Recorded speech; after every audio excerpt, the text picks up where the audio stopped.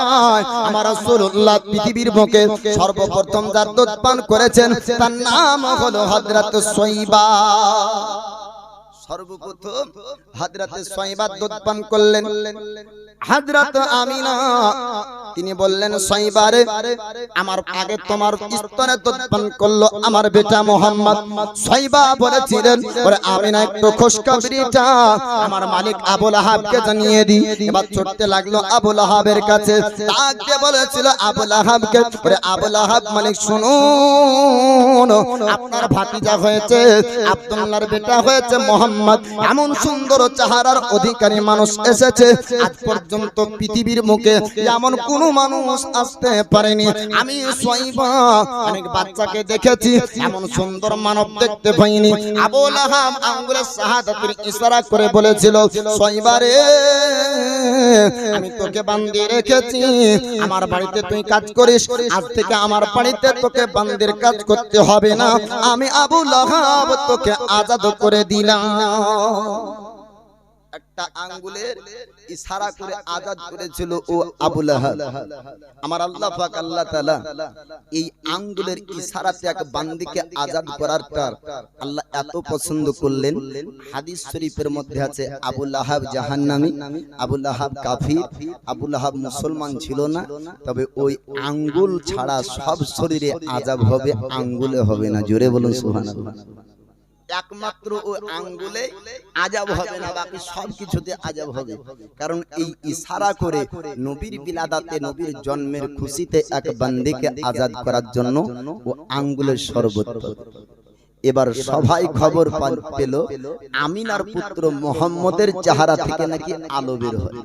তারা সবাই কুরাইশের সব মানুষ হযরত আমিনার ঘরে ভিড় করে দেখার জন্য। আরবের একটা রিওয়াজ ছিল, নিয়ম ছিল, দিহাতি পল্লী গ্রাম থেকে শহরে যেত আর বাচ্চাদেরকে দুধ পান করাতো, বিনিময়ে তারা ইনাম পুরস্কার পেত। হালিমাতুস সাদিয়ার ঘর ছিল দিহাতি পল্লী গ্রামে, আর হযরত আমিনার ঘর ছিল মক্কা শহরে।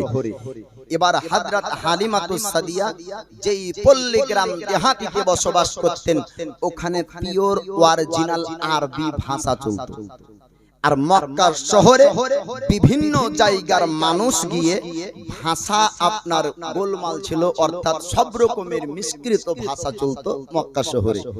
আমিনা বললেন আমার পুত্র মুহাম্মদকে আমি দিহাতি পল্লী গ্রামে পাঠাবো, ওখানে অরিজিনাল আরবি ভাষা শিখবে, আর ওখানে শরীরও ভালো থাকে, বাচ্চারা ভালো থাকে, আবহাওয়া ভালো।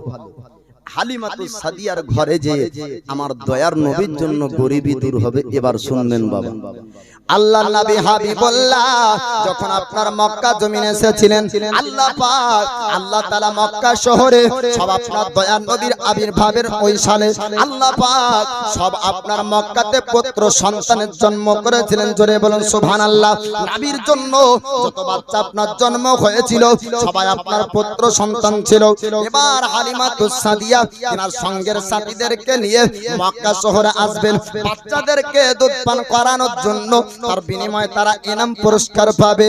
এর জন্য হালিমাতুস সাদিয়া সঙ্গের সাথীদেরকে বান্ধবীদেরকে আপনার ডাক দিল, ও বান্ধবীরা প্রতি বছর নয় এই বছর বাচ্চা আনতে যেতে হবে, তোমরা চলো চলো আমরা মক্কা শহর যাব। বান্ধবী তারা সবাই বলল হালিমা তুমি তো আমাদের সঙ্গে মক্কা শহর যাবে, আমাদের সঙ্গে মক্কা পৌঁছাতে পারবে না। হালিমাতুস সাদিয়া তিনি বলেছিলেন ও বান্ধবীরা, ও আমার সঙ্গের সাথীরা, এমন কথা কেন তোমরা আমার জন্য বলো। এবার তারা সঙ্গের সাথী বান্ধবীরা বলল হালিমা তোমাকে কতবার বারবার করে বললাম নতুন একটা উটনির ব্যবস্থা করো, কিন্তু দুর্বল উটনি নিয়ে আমাদের সঙ্গে কেমন করে যাবে। হালিমাতুস সাদিয়া বললেন ও আমার বান্ধবীরা আপনারা চিন্তা করবেন না, টেনশন করবেন না, আপনাদের পরেও যদি আমি মক্কা শহর যাই আপনারা যখন বাছাই করে সন্তান নিয়ে চলে আসবেন, আমি হালিমা আমি যে বাচ্চাকে পাবো আমি তাকেই দুধ পান করাবো। এবার বান্ধবীদের সঙ্গে দেহাতি পল্লী গ্রাম থেকে চলতে আপনার শুরু করলেন। মক্কা শহর যাওয়ার জন্য রাস্তায় দেখা গেল হালিমাতুস সাদিয়ার উটনিটা আপনার সঙ্গে যেতে পারলো না, সবার পেট পড়ে যায়। সঙ্গের বান্ধবীরা আগে আপনার পার হয়ে চলে গেল।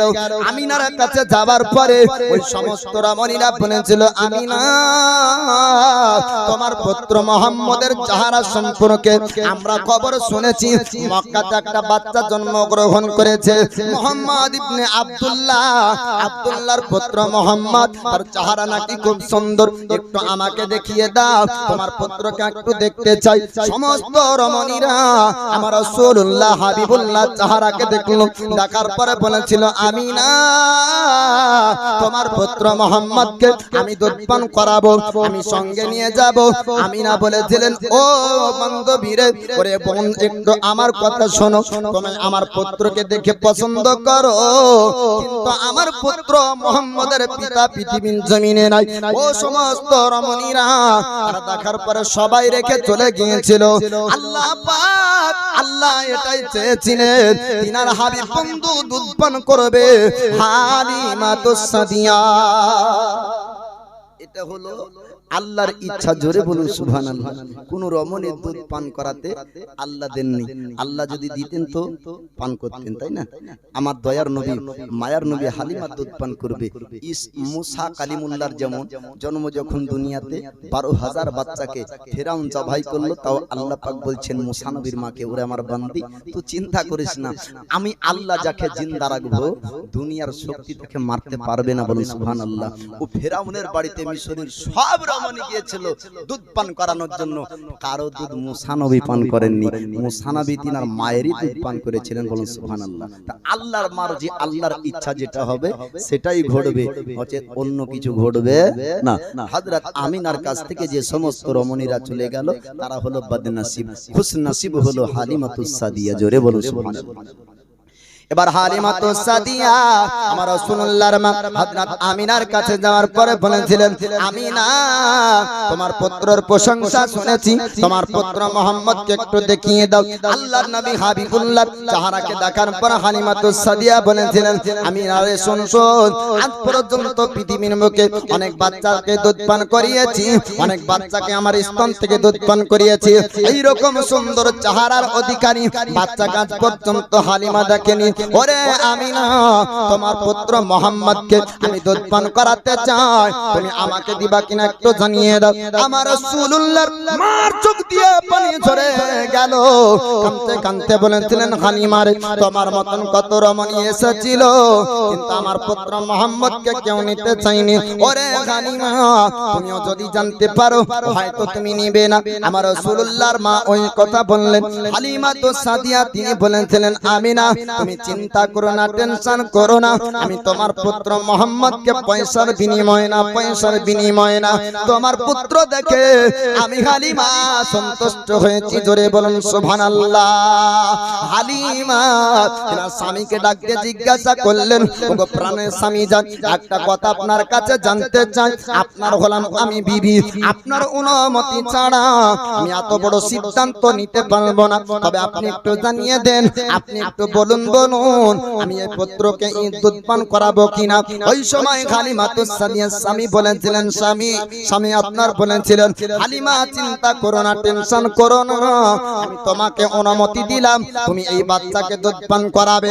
হালিমাতুস সাদিয়া আমিনার কাছ থেকে নিলেন আমার নবীকে স্থান থেকে দুধ পান করায়। দুধ পান করানোর পর হালিমাতুস সাদিয়া বলে, আমিনা রে আমি পৃথিবীতে কত বাচ্চাকে দুধ পান করিয়েছি, কিন্তু এমন সুন্দর বাচ্চা আজ পর্যন্ত হালিমা কোনদিন দেখতে পাইনি। বলুন সুবহানাল্লাহ। যখন মুহাম্মদ আমার স্তন থেকে দুধ পান করলো, তখন আমার স্তনের মধ্যে বরকত চলে আসে, আমার স্তন পরিবর্তন হয়ে যায়, আমার দুধের মধ্যে বরকত চলে আসে। বলুন সুবহানাল্লাহ। আল্লাহর নবী হাবিবুল্লাহকে নেওয়ার পরে এবার দুর্বল ওটনির উপরে হালিমাতুস সাদিয়া তিনি যখন আপনার চাপালেন, এবার ওই সময় ওটনির লাগাম ধরে চলতে শুরু করলেন। আমার আল্লাহ পাক আল্লাহ তাআলা দুর্বল ওটনিকে সবল বানিয়ে দেয়। উটনি ছিল দুর্বল, আর দুর্বল থাকে না, সঙ্গের সাথীদের আগ দিয়ে চলে যায়। হালিমাতুস সাদিয়া ওই সময় আপনার পার হয়ে চলে যায়। বান্ধবীদেরকে ডাক দিয়ে বলেছিলেন, বান্ধবী রে, আগে গেলে মক্কা শহরে, কিন্তু বাড়ি ফিরতে পারবে না আমার আগে। সঙ্গের সাথীরা বান্ধবীরা ডাক দিয়ে জিজ্ঞাসা করলো, হালিমা একটু জানিয়ে দাও, তুমি কি মক্কা শহর থেকে নতুন উটনি কি তুমি কিনেছো? সঙ্গের সাথীরা যখন জিজ্ঞাসা করলেন, হালিমাতুস সাদিয়া বলেছিলেন, না না, আমি মক্কা শহরে নতুন উটনি কিনিনি, আমি মক্কা শহরে নতুন সওয়ারি কিনিনি। আমার সওয়ারির শক্তি বেড়েছে, আমার প্যাসেঞ্জারের জন্য আমি একটা পুত্র একটা বাচ্চাকে উঠিয়েছি, এ বাচ্চার জন্য আমার উটনির মধ্যে শক্তি চলে এসেছে। দয়ার নবীর জন্য দুর্বল উটনি সাব্বাল হয়ে যায়, বলুন সুবহানাল্লাহ। আলিয়ে শেরে খোদার শক্তি সম্পর্কে আপনারা শুনেছেন যে 40 মণ লোহার দরওয়াজাকে ঢাল হিসাবে ব্যবহার করে, তার নাম হলো আলিয়ে শেরে খোদা। ও আলীকে জিজ্ঞাসা করা হয়েছে, আলী আপনি বলুন তো, শুকনো রুটি চিবাতে কষ্ট হয়, আবার যুদ্ধের ময়দানে নামলে তো শক্তি কেমন করে হয়? আলী শেরে খোদা বলেছিলেন, শুকনো রুটি চিবায় তো আলীর শক্তি, ময়দানে তরবারি চলে তো রাসূলুল্লাহর শক্তি। জোরে বলুন, এ আলীর শক্তি থাকে না, তখন নবীর শক্তি হয়ে যায়। তো উটনির উপরে আমার নবী চাপলেন, তো উটনির গতিতে চলে না, আমার নবীর গতিতে চলে। জোরে বলুন সুবহানাল্লাহ। সঙ্গের সাথীরা বান্ধবীরা বললেন, ওরে হালিমা, আমরা তো কত বাচ্চা উঠিয়েছি, অনেক বাচ্চা দুধ পান করিয়েছি, তবে বাচ্চার জন্য দুর্বল উটনি সাব্বাল হয়ে যায়, আমরা আজ পর্যন্ত জানতাম না। হালিমা, আশ্চর্যের বিষয়, এ বাচ্চা সাধারণ বাচ্চা হতে পারে না। ওই সময় আল্লাহর নবীকে হালিমাতুস সাদিয়া বাড়ি আপনার নিয়ে গেলেন, বাড়িতে নিয়ে আসার পরে দুধ পান করায়, কিন্তু আশ্চর্যের বিষয় হলো হালিমাতুস সাদিয়া যতবার চেষ্টা করেছিলেন, আমার নবীজি এক স্তনে দুধ পান করেছিলেন, অপর স্তনে দুধ পান করতেন না। হালিমা আশ্চর্য হয়ে গেলেন, অবাক হয়ে গেলেন, আমি তো কত বাচ্চাকে দুধ পান করিয়েছি, কোন বাচ্চা এমনটা করতো না, আমার মোহাম্মদ এমন কেন করে? হালিমাতুস সাদিয়া কবিরাজের কাছে আপনার গিয়েছিলেন, ও কবিরাজ মহাশয়, একটু আমাকে বলুন, আমার কি শরীরে রোগ হয়েছে, আমার কি কোনো অসুখ হয়েছে? কবিরাজ মহাশয় আপনার ডাকার পরে বলেছিলেন, ওরে হালিমা, তোমার তো শরীর সুস্থ আছে, তোমার শরীরের মধ্যে কোনো রোগ নাই, তোমার স্তনে অসুখ নাই। হালিমা আপনার বলেছিলেন, ওগো কবিরাজ, একটু বলুন, আমার পুত্র মুহাম্মদকে আমি যতবার চেষ্টা করি, আমার এক স্তনে দুধ পান করে, অপর স্তনে দুধ পান করে না, এই কারণ আজ পর্যন্ত বুঝতে পারলাম না। কবিরাজ মহাশয় বলেছিল, ওরে হালিমা, শোনো শোনো, তোমার বাচ্চা কেন দুধ পান করে না, পৃথিবীর কেউ বলতে পারবে না, কোন কবিরাজ তোমার বাচ্চা ছাড়া আর কেউ জানে না। যেহেতু কোনো যদি অসুখ থাকতো, রোগ যদি থাকতো, তো ডাক্তার চিকিৎসা করে বলতে পারতো এই কারণ থেকে খাই না। আমার দয়ার নবী দুধ পান করতেন না কেন? আল্লাহ পাক নবীকে দুনিয়ায় পাঠাচ্ছেন ইনসাফের শিক্ষার জন্য। জোরে বলবেন না সুবহানাল্লাহ। ভাইয়ের হক ভাই কি করে আদায় করবে, সন্তান বাপ মার হক কিভাবে আদায় করবে, এই হকের শিক্ষা দিয়েছেন আমার দয়ার মুস্তাফা। দুধ পান করার মৌসুমে হযরত হালিমার পুত্র, হালিমার বেটা আব্দুল্লাহ ছিল, তার দুধ আমার দয়ার নবী মারেননি, অর্থাৎ দুধ ভাইয়ের হক আমার নবী আদায় করেছেন। দুধ ভাইয়ের হক মারেননি, নবী এক স্থানে দুধ খেতেন, পান করতেন, আর অপর একটি স্থানে রেখে দিতেন আপনার দুধ ভাইয়ের জন্য, পান করার জন্য। জোরে বলুন সুবহানাল্লাহ। হালিমাতুস সাদিয়া তিনি আপনার চলে আসলেন কবিরাজের কাছ থেকে। হালিমাতুস সাদিয়ার একটু বান আপনারা শুনবেন বাবা। আমার রাসূল 40 বছর বয়সে নবুয়তের প্রকাশ করেন, তবে বাল্যকালের কথা একটু বলবো। পৃথিবীর কারো সঙ্গে আমার রাসূলুল্লাহ কোন দিক দিয়ে আপনার মিল হতে পারে না, না চেহারার সঙ্গে কারো মিল হবে, আখলাকের সঙ্গে কারো মিল হবে, ব্যবহারের সঙ্গে কারো মিল হবে, নবীর আওয়াজ আওয়াজের সঙ্গে আর আওয়াজের আপনার মিল ছিল না। বাল্যকালের ঘটনা যদি শুনেন বুঝবেন সাধারণ মানুষের সঙ্গে নবীর মিল ছিল না। আল্লাহর নবী হাবিবুল্লাহ বাল্যকালে পৃথিবীর কারো সঙ্গে আপনার খেলতেন না। দুনিয়ার সবাই আমরা খেলাধুলা করি, কিন্তু আমার রাসূল বাল্যকালে কোনোদিন পৃথিবীর কারো সঙ্গে খেলেননি। জোরে বলুন সুবহানাল্লাহ। হালিমাতুস সাদিয়া তিনি আপনার বলতেছেন আমি অনেক বাচ্চাকে দুধ পান করিয়েছিলাম, রাত্রিবেলায় বাচ্চাও কাঁদতো, আমার বেটারাও কান্না করতো, আমার দুধ বেটাও কাঁদতো, আমার বেটাও কান্না করতো, কিন্তু না না আমি মুহাম্মদকে যেই দিন থেকে দুধ পান করাতে শুরু করলাম, রাত্রিবেলায় মুহাম্মদও কান্না করে না, আমার পুত্রও কান্না করে না, রাত্রিবেলায় সবাই আরাম করেই তারা থাকতো। জোরে বলুন সুবহানাল্লাহ। পেট তাদের ভর্তি হয়ে যেত, আমার স্তনে দুধ অত ছিল না, আমি দুই বাচ্চাকে পেট ভরে দুধ পান করাবো, কিন্তু মুহাম্মদ যেদিন থেকে দুধ পান করলো রাত্রিবেলায় কান্না করে না, কারণ তাদের পেট ভরে যেত। আল্লাহর নবী হাবিবুল্লাহ সম্পর্কে এবার হালিমাতুস সাদিয়া বলেছেন আমি অন্য বাচ্চাকে দুধ পান করাতাম, কাজে লিপ্ত হয়ে যেতাম, দোলনার উপর বাচ্চা থাকতো, আমি হালিমা চিন্তা করতাম হয়তো দোলনাটা থেমে গিয়েছে, আমি কাজকে ফেলে দিয়ে ছুটতে লাগতাম, কিন্তু না না মুহাম্মদকে আমি দোলনার উপরে রাখার পর কাজ করতাম, কোনদিন আমার কাজে অসুবিধা হয়নি। জোরে বলুন সুবহানাল্লাহ। হালিমাতুস সাদিয়া তিনি বলতেছেন আমি কাজ করতে করতে মনে মনে চিন্তা করতাম আমার পুত্র মুহাম্মদের দোলনা হয়তো থেমে গিয়েছে, আমি ছুটতে লাগতাম দোলনার কাছে, আসার পরে দেখতে পেতাম দোলনাকে দোলনা দেয়। আল্লাহ পাক আল্লাহ তাআলা জিবরিল আমিন ফেরেশতাকে আল্লাহ পাক হুকুম করতেন ওরে আমার মালাইকা যাও পৃথিবীর জমিনে চলে যাও, দুনিয়ার বুকে চলে যাও, আমার হাবিব আমার বন্ধু দোলনার উপর আছে, দোলনাটা তোমাকে খেলাতে হবে। আল্লাহর ফেরেশতা জিবরিল আমিন পৃথিবীর জমিনে আপনার আসতেন, আমার রাসূলুল্লাহ দোলনার উপরে আল্লাহর ফেরেশতা দোলনা দিতে। আমরা বাচ্চা যখন কান্না করে আমরা বাচ্চাকে কি বলে চুপাই, অনেকেরা বলে চান মামা টিক দিয়ে যায়, কোনদিন মামা আসেও না, আর ভাগলেকে কোনদিন টিকও দেয় না, ঠিক না জি, আর ছেলেও চুপে না, আরো কাঁদে, কিন্তু আমার দয়ার নবী তিনি চাঁদ মামা টিক দিবে তো কি, আমার নবী আঙ্গুলের যেদিকে যেদিকে ইশারা করে এই চাঁদ ওদিকে ওদিকে ঘুরে। জোরে বলবেন না সুবহানাল্লাহ। চাঁদ নবীর ইশারাতে ঘুরে। আমরা সূর্যকে যদি বারবার বলি গরম লাগছে, রোদ একটু কম পড়ে না, সূর্য শুনবে তোকে গরম লাগলে তো আমি কি করব, আমি আল্লাহর হুকুমে চলি। জোরে বলেন না সুবহানাল্লাহ। আমার নবী বলছেন এ সূর্য চল, তুই তো ডুবেছিস, যে মাগরিব হয়েছিস, আর মাগরিব থাকতে হবে না, আলীর নামাজ কাজা হয়েছে, আলী এখন আসরের নামাজ পড়বে, উঠ। নবী বলছেন আসরের ওয়াক্তাই, সূর্য বলছেন ইয়া রাসূলুল্লাহ আপনার হুকুমে আমি আবার আসরের ওয়াক্ত হবে। জোরে বলুন সুবহানাল্লাহ। আসরের ওয়াক্ত হয়, নবী হযরত আলী নামাজ পড়েন, আবার আসরের নামাজ পড়া হলো, আবার সূর্য ডুবে।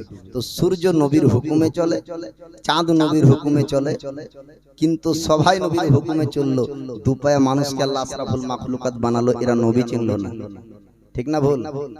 এরা নবী চিনলো না, কিন্তু আল্লাহ পাক আল্লাহ তাআলা সমস্ত মাখলুকের মধ্যে দয়ার নবীর প্রেম দান করেছে। জোরে বলুন সুবহানাল্লাহ।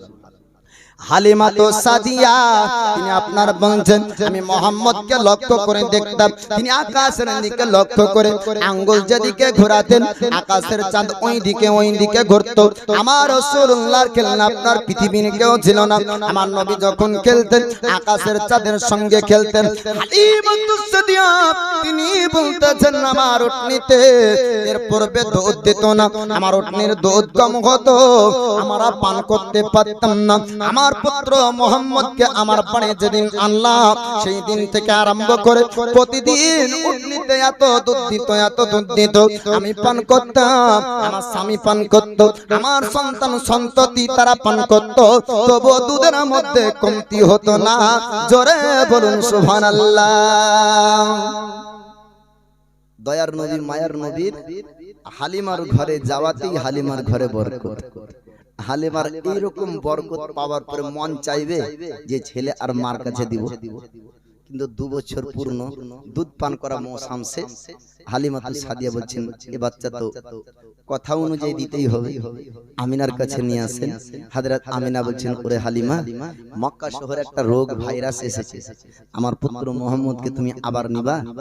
হালিমাতু সাদিয়া বলছেন যে ওরে আমিনা, জিন্দেগি ভর যদি পাই তো জিন্দেগি ভর রাখবো। জোরে বলুন সুবহানাল্লাহ। আবার নিয়ে আসা হলো। হযরত হালিমাতু সাদিয়ার ঘরে দয়ার নবী মায়ার নবী কত বছর বয়স পর্যন্ত ছিলেন? 6 বছর। কত বছর? 6 বছর। নবীজির আমার বাল্যকালে 6 বছর বয়সে একবার সিনাচাক হয়েছে, 10 বছর বয়সে একবার সিনাচাক হয়েছে। নবুয়তের প্রকাশ যখন ঘটে, আল্লাহর ওহী যখন নবীর উপর অবতীর্ণ হয়, পবিত্র কোরআন যখন নাজিল হতে শুরু হয়, একবার সিনাচাক হয়েছে।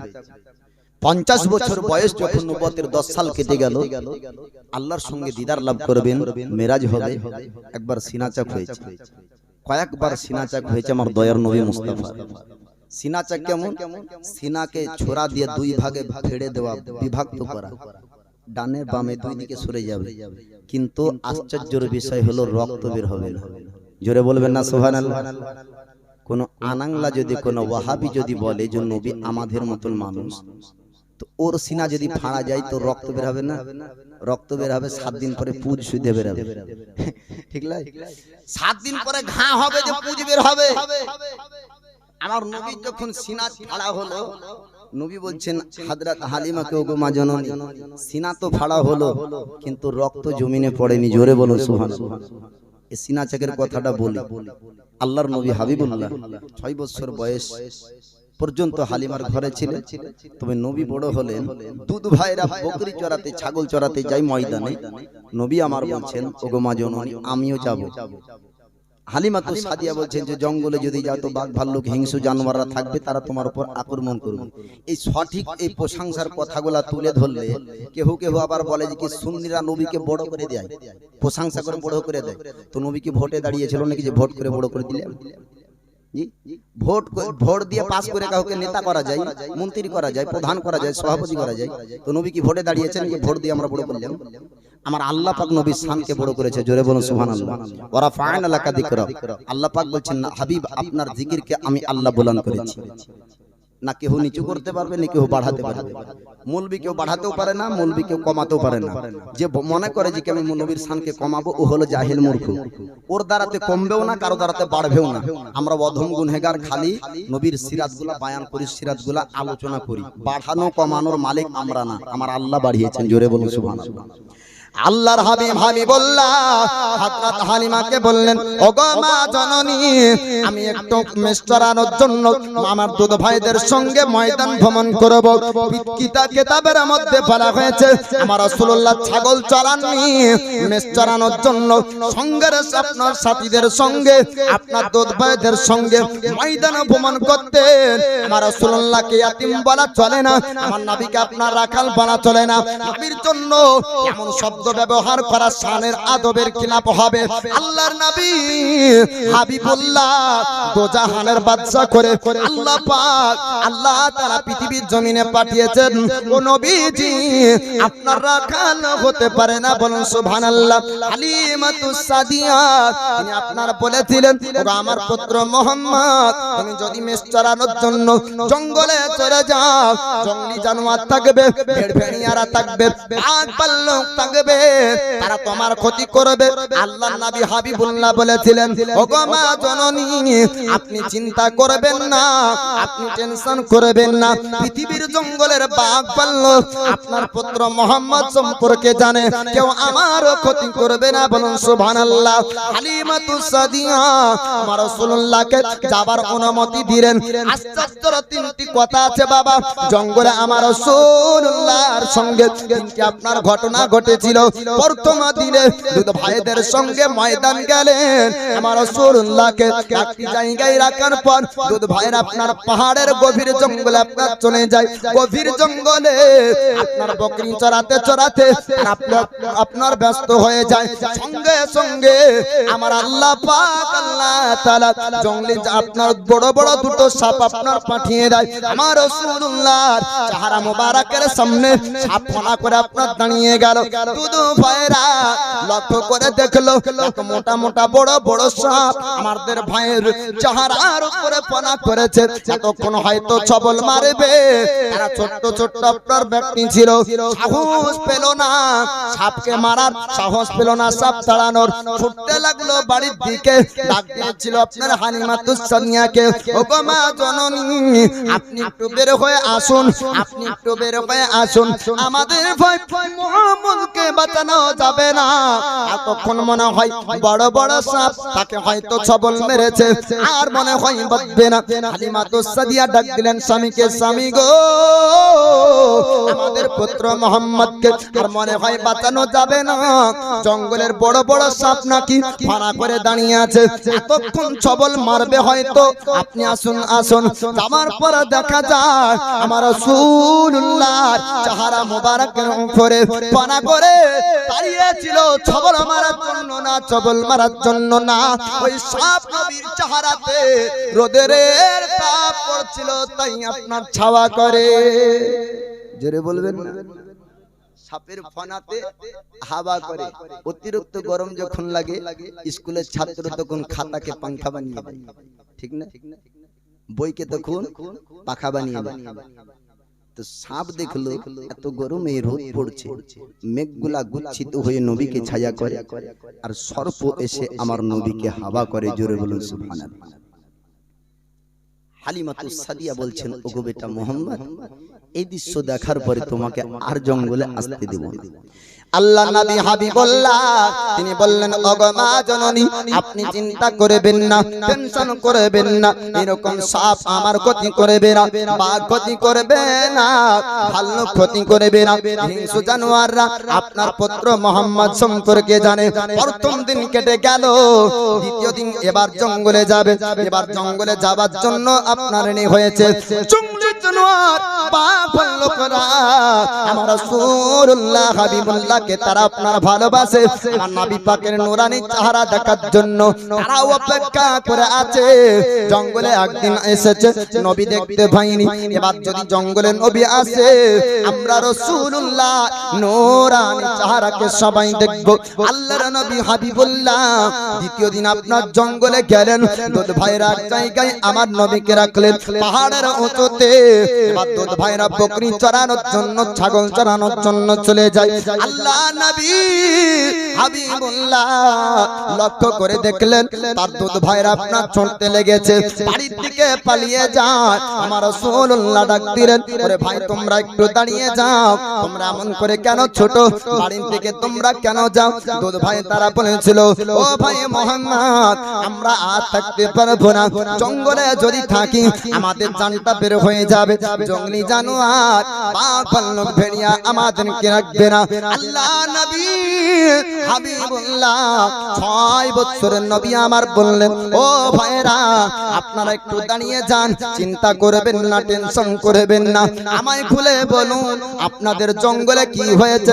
দুধ ভাই তারা বলতে শুরু করলো, ওরে ভাই মুহাম্মদ, জঙ্গলের গভীরে আমরা বকরি চড়াচ্ছিলাম, হঠাৎ দেখা গেল বড় বড় বাঘ, বড় বড় ভাঙ্গল ভাল্লুক, হিংস্র জানোয়ার আমাদের ছাগল গুলাকে ঘেরাও করেছে, ছাগলের সঙ্গে সঙ্গে হয়তো আমাদেরকেও খেয়ে নিবে, তাই আমরা জানের ভয়ে বাড়ির থেকে পালিয়ে যাই। আমার রাসূলুল্লাহ বললেন, ওরে ভাই তোমরা একটু দাঁড়িয়ে যাও, আমি বাঘের সঙ্গে কথা বলবো। জোরে জোরে বলুন সুবহানাল্লাহ।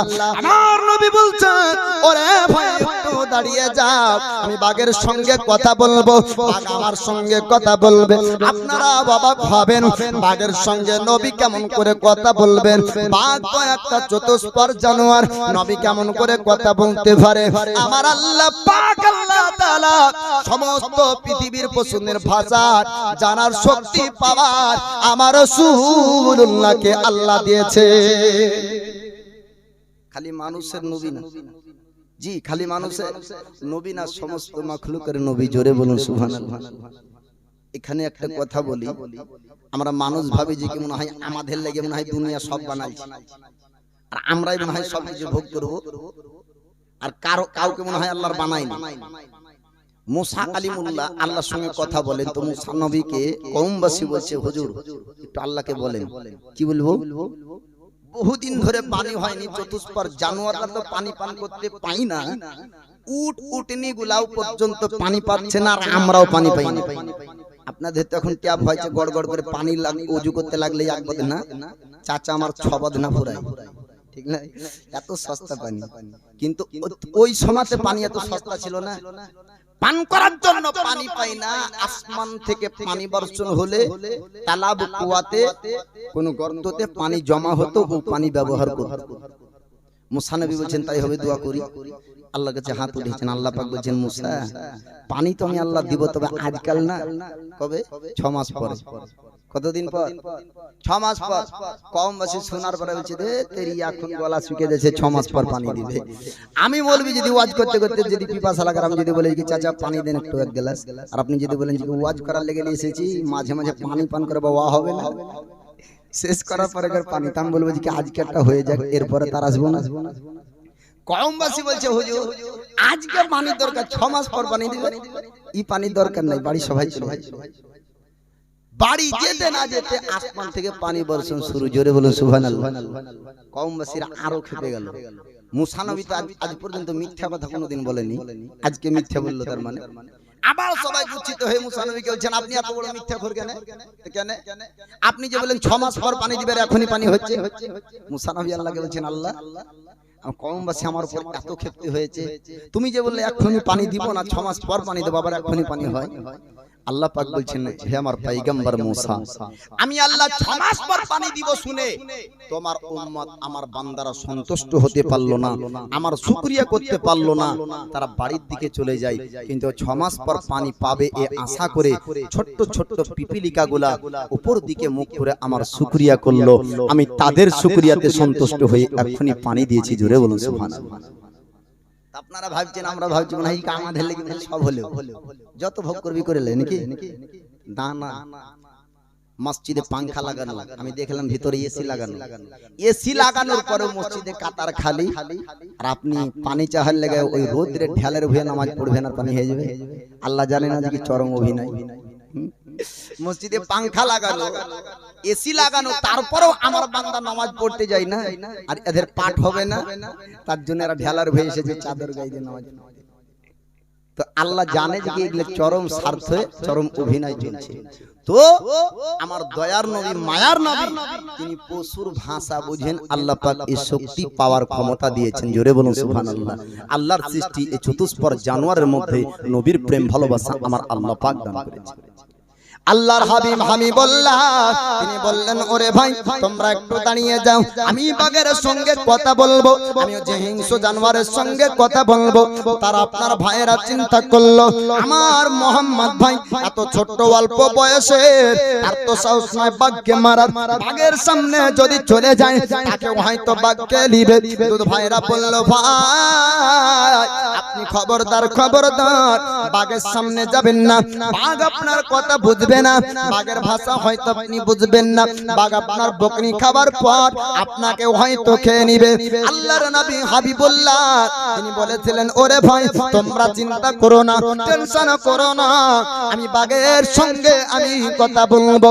এবার তার দুধ ভাইরা ছুটতে লাগলো, হালিমা তো সাদিয়াকে ডাক দেয় ও গো মা জননী আমাদের বকরিগুলাও বাঁচানো যাবে না, আমাদের দুধ ভাই মোহাম্মদকেও বাঁচানো যাবে না।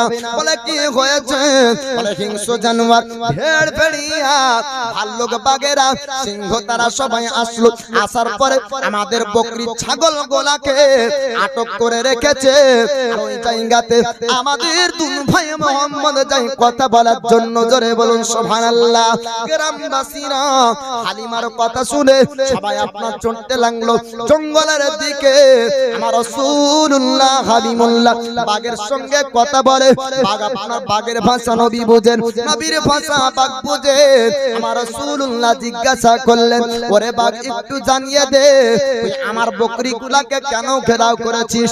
বাঘ তার পরিভাষায় বলেছিল ইয়া রাসূলুল্লাহ ইয়া হাবিবাল্লাহ নবী গো, ভোককে মিটানোর জন্য না, ক্ষুধার্তকে দূর করার জন্য না, আমরা খাবার জন্য না, খাবার জন্য না, ওগো নবীজি আপনার নুরানি চেহারাকে একবার দেখব বলে আমরা বকরি ঘেরাও করেছি।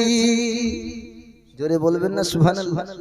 ইয়া রাসূলুল্লাহ নবী গো, এই বকরিগুলোকে ঘেরাও করেছি, এটি হলো একটি দিদারের বাহানা। আসলে আমাদের পশুদের উদ্দেশ্য হলো আপনার নূরানি চেহারাকে দেখা। বলে ইয়া রাসূলুল্লাহ, ইয়া হাবিবাল্লাহ, ওগো নবীজি আপনি এক নয় দুই নয় এক বছর ধরে হালিমাতুস সানিয়ার ঘরে আছেন। আমরা চিন্তা করলাম যদি আপনাকে দেখতে যাই তবে মানুষ আমাদেরকে বল্লম মারবে, মানুষ তীর মারবে, মানুষ আমাদেরকে আঘাত করবে, এর জন্য আমরা ভয়ে যেতে পারিনি।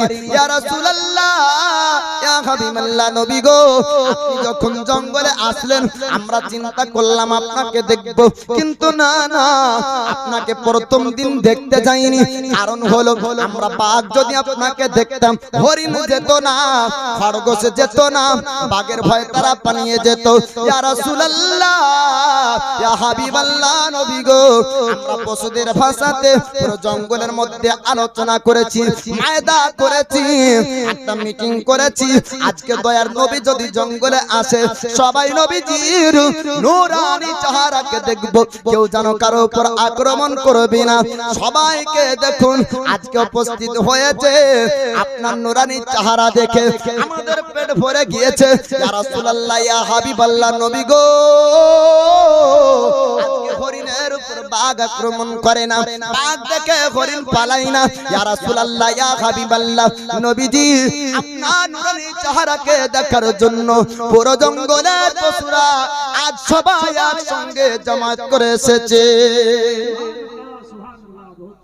মানুষ না বাবা, জঙ্গলের পশুরা সবাই দাঁড়িয়ে হুজুর আপনার নূরানি চেহারা দেখবো। হরিণ বাঘ দেখে পালাই না, বাঘ হরিণের উপর আক্রমণ করে না। নবী গো, আপনার নূরানি চেহারা দেখার জন্য সবাই এক জায়গায় সাক্ষাৎ হলো। হালিমাতুস সাদিয়া আসার পরে দেখেন নবী আমার বাঘের সঙ্গে কথা বলে।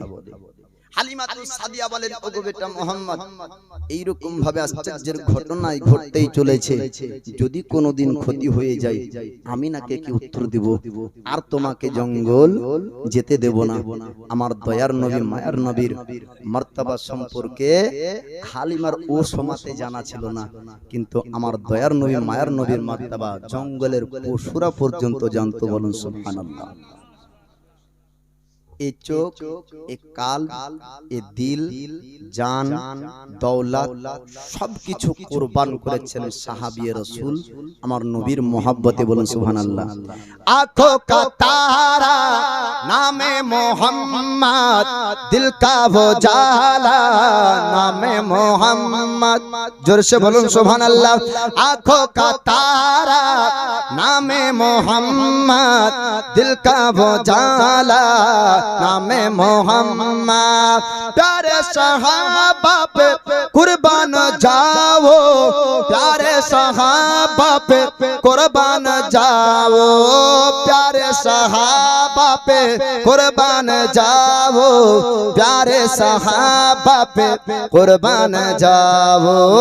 उनसे सीखा है नामे मोहम्मद, आंखों का तारा नामे मोहम्मद। जोरे बोलবেন না সুবহানাল্লাহ। সাহাবীদের মোহাব্বতের কথা শুনবেন তবেই না নবীকে কি করে ভালোবাসতে হবে তো জানতে পারবেন। আপনাকে শেখানো হবে তবে তো শিখবেন। আর আপনাকে যদি ভাইরাস শেখানো হয় তো ভাইরাস পাবে। যে সমস্ত ভাইরাস গুলো 20 বছর আগে 30 বছর আগে এলাকাতে ছিল না, এখন নতুন ভাবে হবে। জি আমি জানি না এলাকাতে কত ভাইরাস ছড়িয়েছে, কারণ আমি তো সব জায়গাতে ম্যাচিং বসিয়ে রাখিনি। তবে আমার এলাকার ভাইরাসের কথা আমি জানছি যে 20 বছর আগে ওর বাপের আঙ্গুল ধরে মসজিদ যাওয়া শিখলো, এখন ওর বাপকে বলছে যে তুমি নামাজ জানো না। জি ওর বাপকে বলছে তুমি নামাজ জানো না। তো সাহাবীর মোহাব্বত কেমন ছিল ওটা শুনতে হবে তো বুঝতে পারবেন। তো বাপজি আমার আপনাদেরকে শোনাবো। উর্দু গজল আপনি বলেন না তো, অনেকে মনে মনে বলছে উর্দু গজল বলেন না তো, কারণ উর্দু গজল আমরা বুঝতে পারি না। কিন্তু আমরা চায়ের দোকানে হিন্দি সিনেমাটা বুঝতে পারি। বুঝতে তো কিছু পারি না, তবে তালে তালে ভালো লাগে, তার জন্য আমরা হিন্দি সিনেমা দেখি।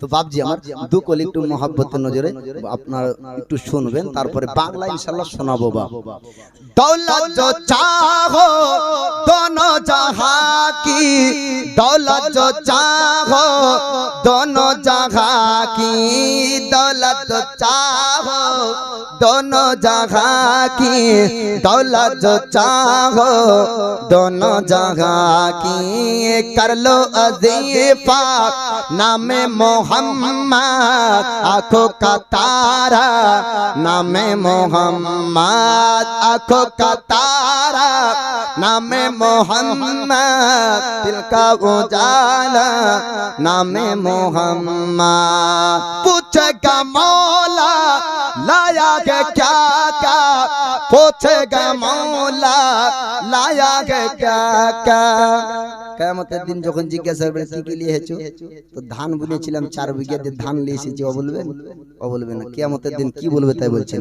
पूछेगा मौला लाया तू क्या क्या पूछेगा मौला लाया है क्या क्या पूछेगा मौला लाया है क्या क्या पूछेगा मौला लाया है क्या क्या मैं ये कहूँगा नामे मोहम्मद मैं ये कहूँगा नामे मोहम्मद आँखों का तारा नामे मोहम्मद दिल का उजाला नामे मोहम्मद जन्नत के पातों पे अर्शे वुला पार जन्नत के पातों पे अर्शे वुला पार जन्नत के पातों पे अर्शे वुला पार जन्नत के पातों पे अर्शे वुला पार आदम ने देखा नामे मोहम्मद हवा ने देखा नामे मोहम्मद आँखों का तारा नामे मोहम्मद दिल का वो जाला नामे मोहम्मद পশুদের মধ্যে নবীর মহব্বত নবী তো আসলেন সবার পরে কিন্তু আমার আল্লাহ পাক আদমকে যখন জান্নাতে রাখলেন প্রত্যেকটা পাতাতে আল্লাহর পরে পরে আমার নবীর নাম দেখলেন জোরে বলুন সুবহানাল্লাহ জান্নাতের চৌকাটে লা ইলাহা ইল্লাল্লাহ লেখা আছে মুহাম্মদুর রাসূলুল্লাহ আরশে মুআল্লাতে লা ইলাহা ইল্লাল্লাহ লেখা আছে মুহাম্মদুর রাসূলুল্লাহ দুনিয়ার বাচ্চা জন্মগ্রহণ করে 7 দিনের দিন নাম পছন্দ করে নাম রাখবে আর আকিকা দিবে এটি হলো সুন্নাত আর আমার দয়ার নবী মায়ার নবীর নাম দুনিয়ার কেউ পছন্দ করেনি না দাদু না মা না কোনো আত্মীয় স্বজন আমার আল্লাহ পছন্দ করে আল্লাহর ফেরেশতার মাধ্যমে আমিনা যখন ঘুমন্ত অবস্থায় তখন জমিনের নাম মোহাম্মদ আকাশের নাম আহমদ এই খুশখবরি পাঠিয়েছেন জোরে বলুন সুবহানাল্লাহ তো জঙ্গলি জানোয়ার পশুরা বলছেন হুজুর আপনাকে দেখার জন্য বকরি ঘেরাও করেছি ক্ষুধার্তকে দূর করার জন্য না খাবার জন্য না আল্লাহর নবী হাবিবুল্লাহ এবার জঙ্গলি জানোয়ার পশু বাঘ লোকের সঙ্গে কথাবার্তা বললেন এবার বাণী আপনার চলে আসে হালিমাতুস সাদিয়া আপনার বললেন ও বেটা মোহাম্মদ একটু তুমি জানিয়ে দাও বাঘের সঙ্গে কি কথা বলো বাঘ তোমার সঙ্গে কি কথা বলে আমার রাসূলুল্লাহ বললেন ওগো মা জননী আমার সঙ্গে বাঘ কথা বলে আমি বাঘের সঙ্গে কথা বলি বাঘ আমার বকরি ঘেরাও করেছিল তারা খাওয়ার জন্য না ওগো মা জননী আমার চেহারাকে একবার দেখবো বলে আমার সঙ্গে সাক্ষাৎ করতে চাই তারা গ্রামে আসতে সাহস পেয়েছিল না তাই আমাকে দেখার জন্য তারা আমার বকরিগুলোকে ঘেরাও করেছিল হালিমাতুস সাদিয়া এবার জঙ্গলে যেতে দেবেন না হালিমা বলেন ওগো বেটা মুহাম্মদ আর জঙ্গল যেতে চেও না যদি জঙ্গলে তুমি চলে যাও হয়তো কোনোদিন ক্ষতি হয়ে যাবে আল্লাহর নবী হাবিবুল্লাহ আল্লাহর বন্ধু আল্লাহর আপনার দোস্ত বললেন ও মা জননী আপনি চিন্তা করবেন না আপনি টেনশন করবেন না বাবা আমার দয়ার নবীজি এবার দিন তৃতীয় দিন জঙ্গলে আপনার যাবেন জঙ্গলে আপনার যাওয়া হলো আমার আল্লাহ পাক আল্লাহ তাআলা তিনজন ফেরেশতা পৃথিবী জমিন আপনার পাঠিয়ে দেন। কোন কিতাবের মধ্যে বলা হয়েছে 2 জন, কোন কিতাবের মধ্যে বলা হয়েছে 3 জন, তবে বেশি অংশ পাওয়া যায় আমার নবীর কাছে আল্লাহ 3 জন ফেরেশতা আপনার পৃথিবীর জমিনে এসেছিল। আল্লাহর হাবিব একটা জায়গায় আরাম করে, দুধ হয়ে আপনার ছাগল চড়াতে ব্যস্ত হয়ে যায়। হঠাৎ তারা লক্ষ্য করলো 3 জন ব্যক্তি সাদা পোশাক পরিধান করে, হাতে তাদের আপনার চূড়া ছিল, হাতে আপনার চূড়া নিয়ে তারা ছুটতে ছুটতে আমার দয়ার নবীর কাছে আসলো। বাদুদ ভাইরা লক্ষ্য করে দেখে বাঘ ভাল্লুক ক্ষতি করেনি, সাপ ক্ষতি করেনি, তবে দুপায়ে মানুষ দেখতে পেলাম। এরা তো ছাড়বে না। সুন্দর পোশাক পরিধান করে, সাদা পোশাক পরিধান করে আমার দুধ ভাই মোহাম্মদের কাছে যায়। হাতে তো তাদের চোরা দেখতে পেলাম, হয়তো তারা ক্ষতি করবে। বাদুদ ভাইরা যাওয়ার পর দেখলো, লক্ষ্য করে সাহস পেল না। আর আপনার ছোট্ট ছোট্ট ছেলে ছুটতে লাগলো তার মা জননীর কাছে। ওগো মা জননী, আসুন মা আসুন, আপনি গ্রামবাসীকে ডাক দেন, আব্বাকে ডাকুন, আমাদের দুধ ভাই মোহাম্মদকে বাঁচানো আর যাবে না। এবার হালিমাতুস সাদিয়া বললেন, ওরে আমার বেটারা, তোমাদেরকে বারবার বলেছিলাম জঙ্গলে যখন মোহাম্মদকে রাখবে, খবরদার আমার পুত্র মোহাম্মদের উপরে কোনো আক্রমণ যেন না হয়, জঙ্গলি জানোয়ার, হিংস্র জানোয়াররা যেন ক্ষতি না করতে পারে। হালিমাতুস সাদিয়ার কথা শুনে আর বেটারা বলেছিল, ওগো মা জননী, একটা জায়গায় তাকে আরাম করতে দিই, আমরা ছাগল চড়ানোর জন্য ব্যস্ত হয়ে যাই। হঠাৎ দেখা গেল অপরিচিত ব্যক্তি 3 জন ব্যক্তি সাদা পোশাক পরিধান করে, হাতে চূড়া নিয়ে তারা আসার পরে আমার ভাই মোহাম্মদের কাছে গেল। ও মা জননী, আগে আর বলতে পারবো না। 3 জন ব্যক্তি অপরিচিত না, আমার রাসূলুল্লাহর কাছে সবাই তারা পরিচিত। জোরে বলুন সুবহানাল্লাহ।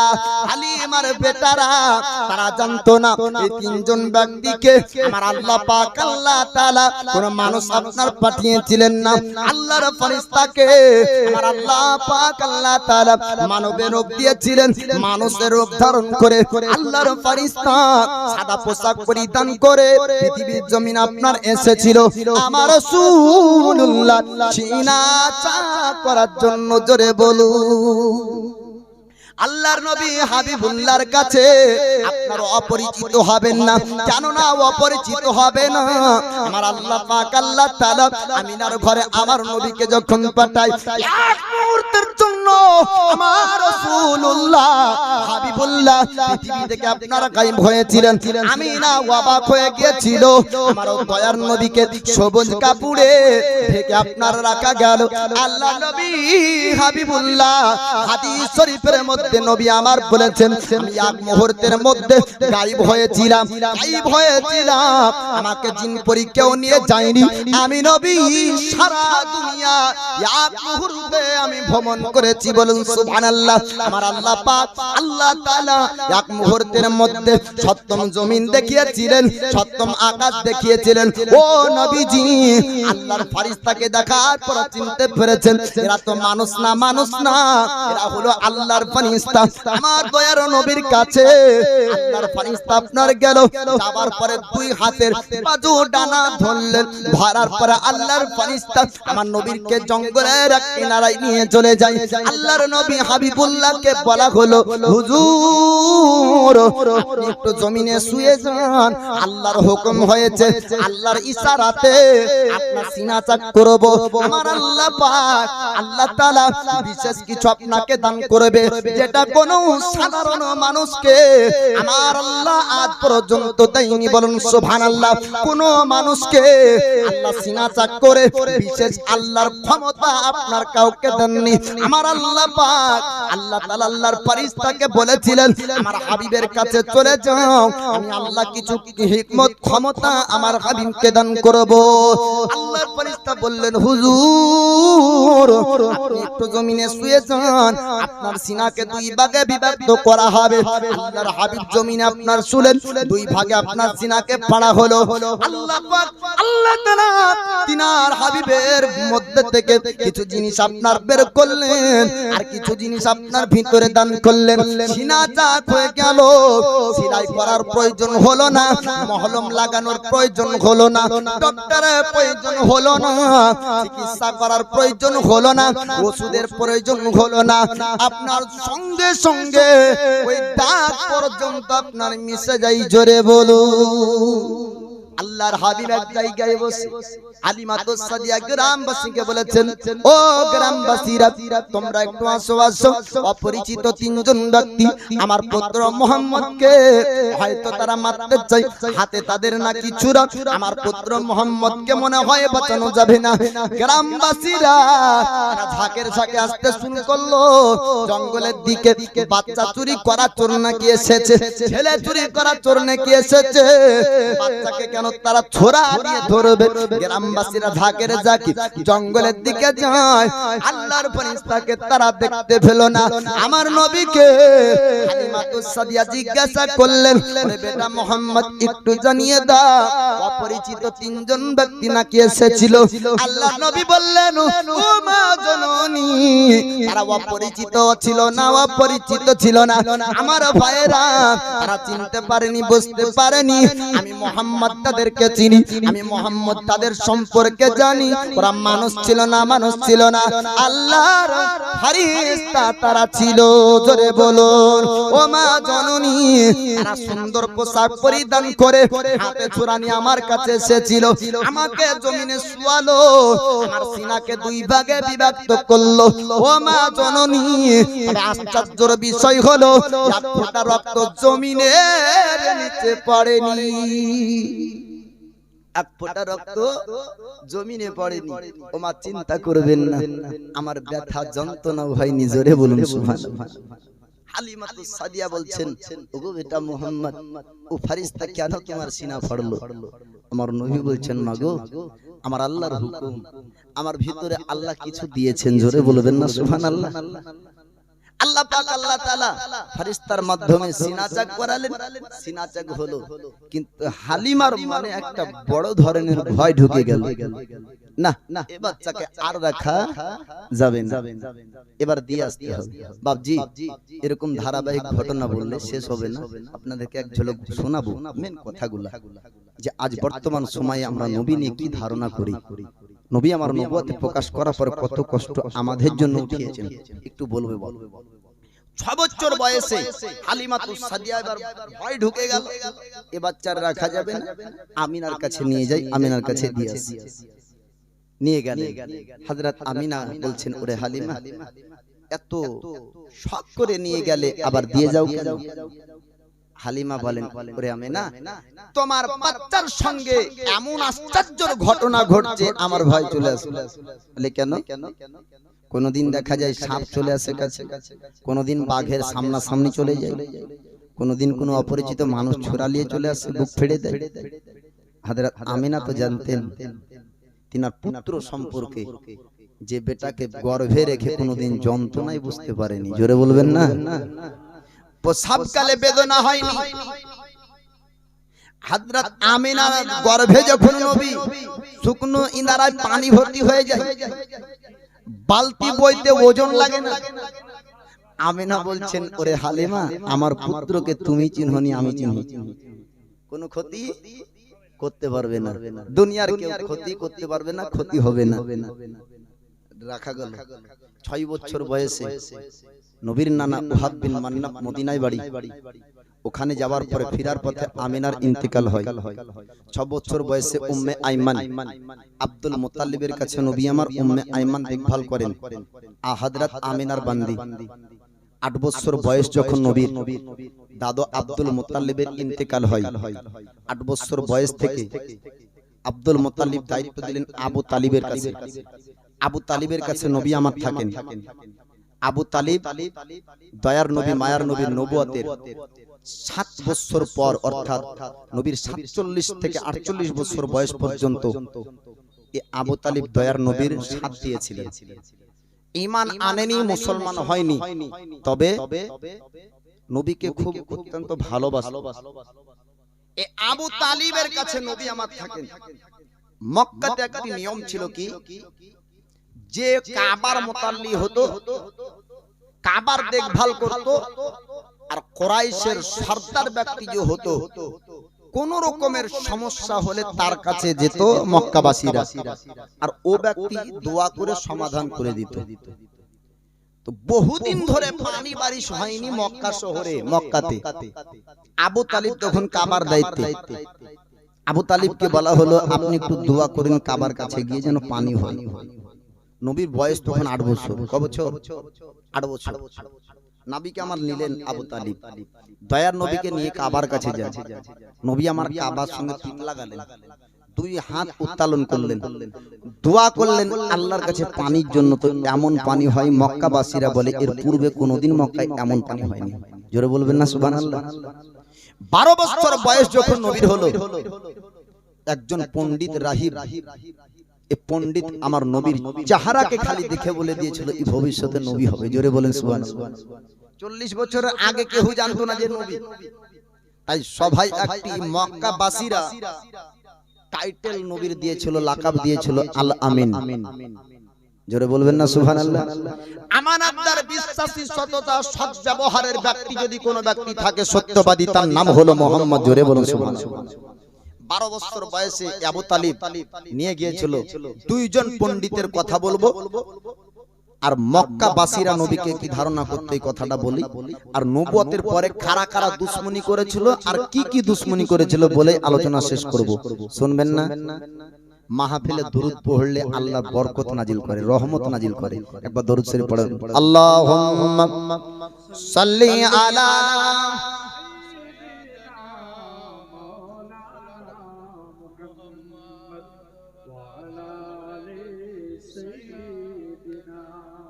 মাওলানা মুহাম্মদ, সাল্লি আলা মুহাম্মাদিন, মদিনার ধোলা বালি সুরমা বানাবো, সেই সুরমা চোখে দিয়ে রাসূল দেখিব। এরপরে ঘটনা বলবার কোনো গজল হবে না বাবা, তবে আমি যখন বলবো যে সুরমা লাগাবো, তখন আপনারা এই কথাটা খালি বলবেন যে রসুল দেখিব। এই কথাটা কেন?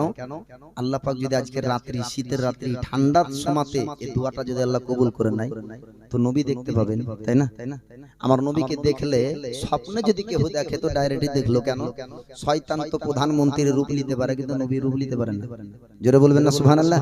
তো আমার সঙ্গে সঙ্গে আপনারা বলবেন, যখন আমি বলবো নবী দেখিব, রসুল দেখিব, তা আপনারাও বলবেন মদিনার ধোলা বালি সুরমা বানাবো, সেই সুরমা চোখে দিয়ে রসুল দেখিব, সেই সুরমা চোখে দিয়ে আশিকেরা মদিনায় গেল, দয়ার নবীর দিদার পেল। আশিকেরা মদিনায় গেল, দয়ার নবীর দিদার পেল। আশাইতে মোর দিন ভরালো, কি যে করিব। আশাইতে মোর দিন ভরালো, কি যে করিব। সেই সুরমা চোখে দিয়ে রাসূল দেখিব, মদিনার ধুলা বালি সুরমা বানাবো, মদিনার ধুলা বালি সুরমা বানাবো, সেই সুরমা চোখে দিয়ে রাসূল দেখিব। যে পেয়েছে নবীর দিদার, দোজখ হারাম হয়েছে তার, দিদার পেতে আশা আমার কবে দেখিব। সেই সুরমা চোখে দিয়ে রাসূল দেখিব, মদিনার ধুলা বালি সুরমা বানাবো, সেই সুরমা চোখে দিয়ে রাসূল দেখিব। তোমরা যারা যাও মদিনায়, তোমরা যারা যাও মদিনায়, আমার সালাম দিও রোজায় জিজ্ঞাসিও নবীজিকে আমরা কবে যাব জিজ্ঞাসিও নবীজিকে আমরা কবে যাব সেই সুরমা চোখে দিয়ে নবী দেখিব। তো যাই হোক টাইম খুব অল্প, মূল আলোচনার যে কথাটা না বললে ভালো লাগবে না। দয়ার নবী মায়ার নবী তিনি 12 বছর বয়সে মুলকে শামের প্রথম সফরে গিয়েছিলেন আবু তালিবের সঙ্গে। আবু তালিবের সঙ্গে যাওয়ার পরে রাহিব নামক এক পণ্ডিত বলেছিল, আবু তালিব যার চেহারাকে আমি সামনে দেখতে পাচ্ছি এ বালককে? বলে আমার ভাতিজা আব্দুল্লাহর বেটা মোহাম্মদ। বলে তাই নাকি? বংশের নাম বলে কুরাইশ বংশে। বলে আমি এর পেশানিতে একটি নূর চমকানো দেখতে পাচ্ছি। আল্লাহর আসমানি কিতাব তাওরাত ইনজিল জবুর কিতাবের মধ্যে আল্লাহ পাক যার কথা বলেছেন যে ভবিষ্যতে হাবিবুল্লাহ হয়ে আখেরি জামানার নবী হয়ে যিনি আসবেন তিনার নাম জমিনের নাম থাকবে মুহাম্মদ, আকাশের নাম হবে আহমদ। জোরে বলুন সুবহানাল্লাহ। এই একদিন নবুয়তের প্রকাশ করবেন, একদিন নবীর দাবি করবেন। খবরদার আবু তালিব এই ব্যক্তিকে যদি সামনে নিয়ে যাও, বুসরার বাজারে নিয়ে যাও, তবে বুসরার বাজারে ইহুদি নাসারা তারা থাকবে আর তারা এর উপর দুশমনি করে আক্রমণ করবে। তুমি তাকে বাড়ি নিয়ে চলে যাও, বাড়ি নিয়ে চলে আসে। 12 বছর বয়সে প্রথম সফর। দ্বিতীয় সফর হয় নবী যখন 25 বছর বয়স, খাদিজাতুল কুবরা মালের দায়িত্ব নিয়ে আপনার গিয়েছিলেন। এই একটা কথা বলি, আল্লাহর নবী হাবিবুল্লাহ পয়গম্বর আখলাক চরিত্র ব্যবহার দেখে মক্কাবাসী তারা আপনার পনে ছিল আমানতদার বিশ্বাসী ব্যক্তি। যদি মক্কার জমিনে কেউ থাকে তার নাম হলো মুহাম্মদ। মুহাম্মদের মতন দ্বিতীয় আমানতদার বিশ্বাসী আর এর মতন সুন্দর মানুষ আর মক্কার জমিনে কোন ব্যক্তি নয়। আল্লাহর নবী হাবিবুল্লাহ 20 বছর বয়স থেকে মক্কার জমিনের বড় বড় সরদারদের মধ্যে যখন আপনার যুদ্ধ লেগে যেত আমার রাসূলুল্লাহ সমাধান করতেন। আমার নবী পাকের সিদ্ধান্ত আপনার তারা সবাই মেনে নিত। আল্লাহর নবী হাবিবুল্লাহ পয়গম্বরে আজম তিনি কাবার একদিন মেরামত করবেন, কাবাকে সুন্দরভাবে আপনার তৈরি করবেন। আল্লাহর নবী হাবিবুল্লাহ কুরাইশের আপনার সমস্ত মানুষ মক্কার সমস্ত খানদানের সরদারেরা তারা ছিল পাথর দিয়ে পবিত্র ঘর কাবা, ওই কাবার আপনার মেরামত করছেন।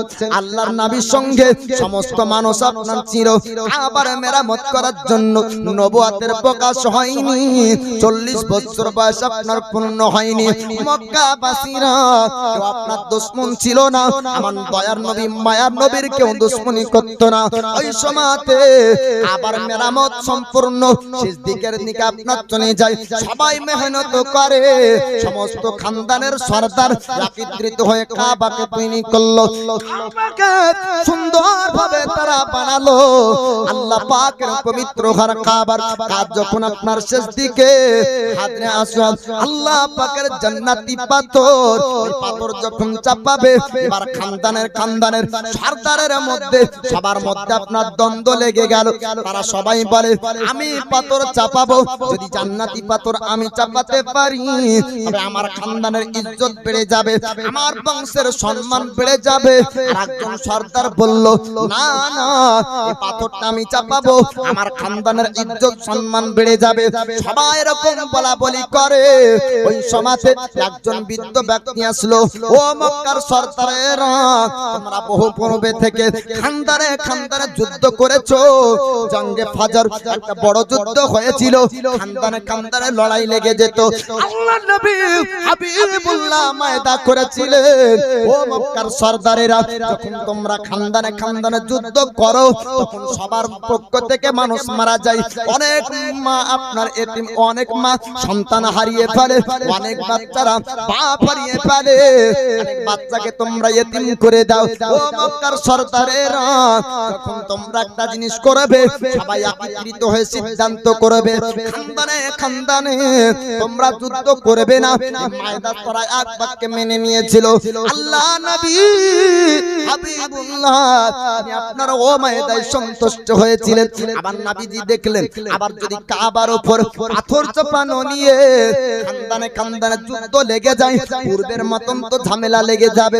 একজন শায়েখ ব্যক্তি আসলো, বৃদ্ধ ব্যক্তি আসার পরে বলল, ও মক্কা সরদারেরা, ওরে মক্কাবাসীরা, তোমরা যুদ্ধ করো না, ঝামেলা করো না, আমার একটা পরামর্শ তোমরা কি শুনবে? এবার তারা সবাই বলল, আমাদের তো সমাধান হয় না, আপনি কি পরামর্শ দিবেন? বলে বাড়ি চলে যাও, বাড়ি যাবার পরে আগামীকাল সুবহে সাদিকের সময় আবার চাতালের মধ্যে সর্বপ্রথম যেই ব্যক্তি আসতে পারবে ও ব্যক্তি হাজরে আসওয়াদের পাথর চাপাবে। ওই সময়তে সমস্ত সরদাররা বলেছিল, এটাই সিদ্ধান্ত আমরা করলাম, আগামীকাল সুবহে সাদিকে কাবার কাছে যে আসতে পারবে প্রথম ও ব্যক্তি কাবাতে হাজরে আসওয়াদের পাথর চাপাবে, তার খানদানের সম্মান ইজ্জত বেড়ে যাবে। সবাই বাড়ি চলে যায়, রাত আপনার অতিবাহিত হয়, সুবহে সাদিক শুরু হয়ে যাবে। সবাই এবার প্রস্তুতি নিয়েছে, কাবার চাতালের সামনে যাবে, কিন্তু না না, কোন ব্যক্তি কাবার কাছে আসতে পারল না। কাবার কাছে সর্বপ্রথমে আমার দয়ার নবী মায়ার নবী এসেছেন। আসার পরে মক্কার সরদারেরা তারা সবাই লক্ষ্য করে দেখলো, সর্বপ্রথম যিনি কাবার কাছে এসেছেন তিনি হচ্ছেন কুরাইশের আল্লাহ আমিন মুহাম্মদ। জোরে বলুন সুবহানাল্লাহ। মক্কার সরদারেরা তারা সবাই বলেছিল, এবার মক্কাতে কুরাইশের ইজ্জত বাড়বে, কুরাইশের সম্মান বাড়বে। আল্লাহ নবী হাবিবুল্লাহ তিনি আপনার বলেছিলেন, ও মক্কার সরদারেরা, তোমরা একটু দাঁড়িয়ে যাও, কেউ চিন্তা করবে না, কেউ টেনশন করবে না, আমি মুহাম্মদ কি সিদ্ধান্ত নিব একটু তোমরা দেখো। আমার আল্লাহর নবী আল্লাহর হাবিব তিনি একটা চাদর বিছালেন, আর ওই হাজরে আসওয়াদের পাথরকে ওই চাদরের উপর চাপালেন। আর নবী বললেন, ও মক্কার সরদারেরা, তোমরা চাদরের উপর সবাই হাত রাখো, আমরা সবাই একসঙ্গে যদি কাবার উপরে হাজরে আসওয়াদের পাথর চাপাই, কোন খানদানের সম্মান কমতি হবে না, কমতি হবে না, সব খানদানের সম্মান বরাবর থাকবে। এবার জোরে বলবেন না সুবহানাল্লাহ। তারা সবাই চিন্তা করেছিল, নবী যেহেতু মুহাম্মদ যেহেতু জিতে গেল, ওরই খানদানের সম্মান বাড়বে। নবী বলছেন না, সবার মনে দুঃখ দিয়ে আমার খানদানের সম্মান বাড়বে, আমি ওটা চাই না। তবুও মক্কাবাসীরা তহমত নিয়েছিল যে মুহাম্মদ জোর করে মুসলমান বানায়।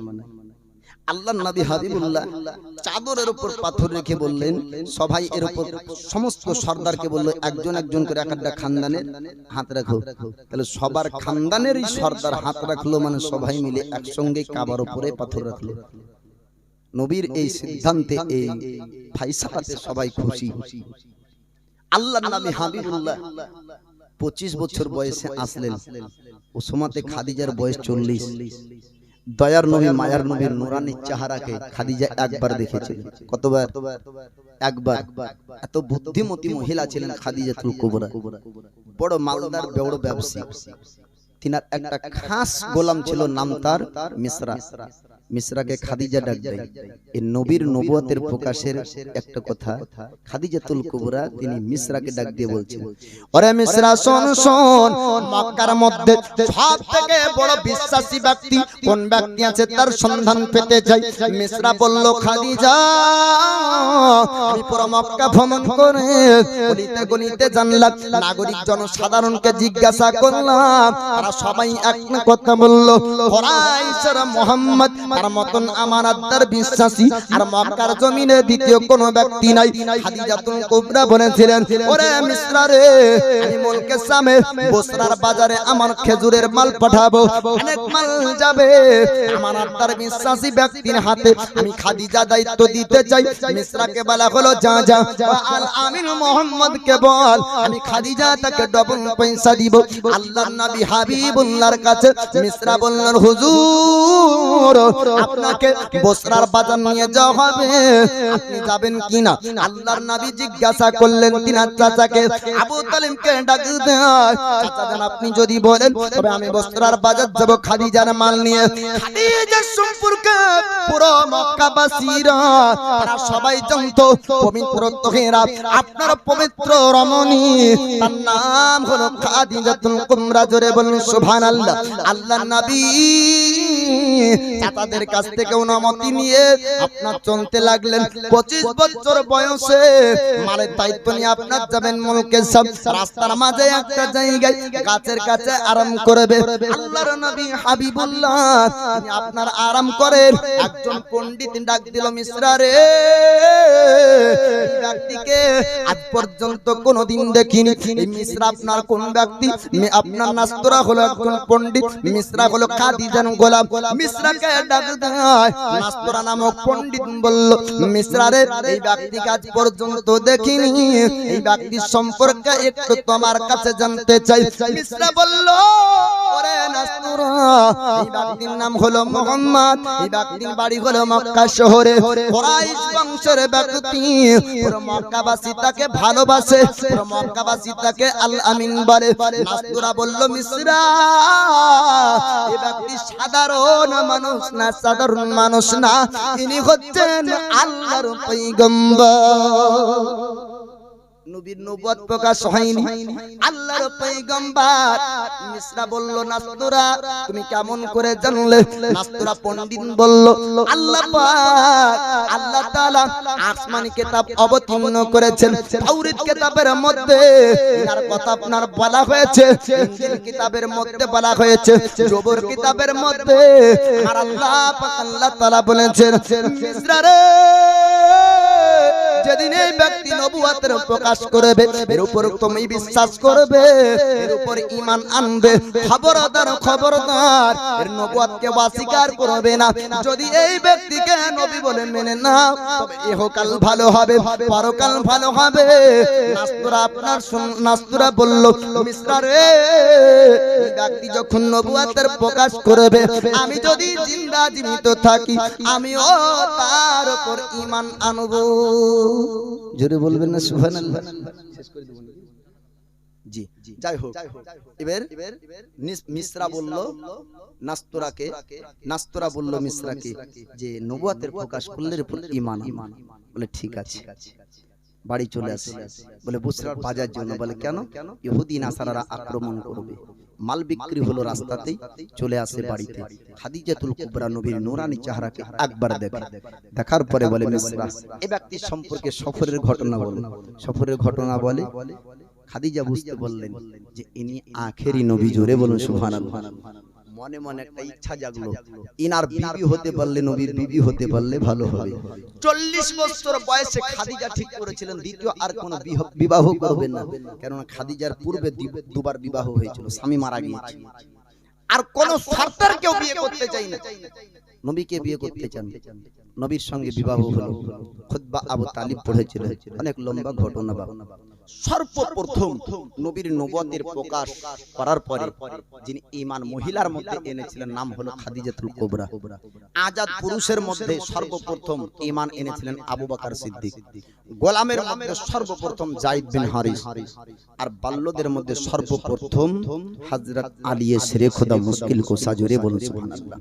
আস্তে আস্তে উসমান গনি, আব্দুর রহমান বিন আউফ, আমির হামজা, এরকম করে সব মুসলমান হতে লাগলো। মুসলমানের একটি জামাত তৈরি হলো। অনেক কাফেরেরা অত্যাচার করতে শুরু করলো সে সময়, যে নবীকে কোরআন পড়তে দেবে না। আমার নবী কোরআন পড়তেন, তো ও কোরআনের তেলাওয়াত শোনার জন্য মানুষ না, জঙ্গলের পাখিরা পর্যন্ত ভিড় করতো। জোরে বলুন সুবহানাল্লাহ। আর আমরা ওয়াজ করলে মাহফিল ফাঁকা আর জিলাপির দোকানে ভিড়। ভাগ্য ভালো না আজকে জিলাপি দোকান বসেনি নাকি। যাই হোক, মাশাআল্লাহ, এই মাজমা খুব সুন্দর, মানুষ খুব ধৈর্য সহকারে ওয়াজ শুনেছে। আমাদের এলাকাতে যদি এসার জামাত হয় মাহফিলে, তো মানুষ খুঁজে পাওয়া যাবে না, পালিয়ে যাবে। তো নামাজের পর মানুষ ভর্তি। আল্লাহ পাক আপনাদের রুজিতে, রোজগারে, হায়াতে, খেতে, খামারে আল্লাহ পাক বরকত, রহমত নাজিল করুক। সকলে পড়ুন আমিন। তাবারক নিয়ে আসছেন ফাতিহার জন্য, যাক ফাতিহার জন্য জিনিস নিয়ে আসছেন, ফাতিহা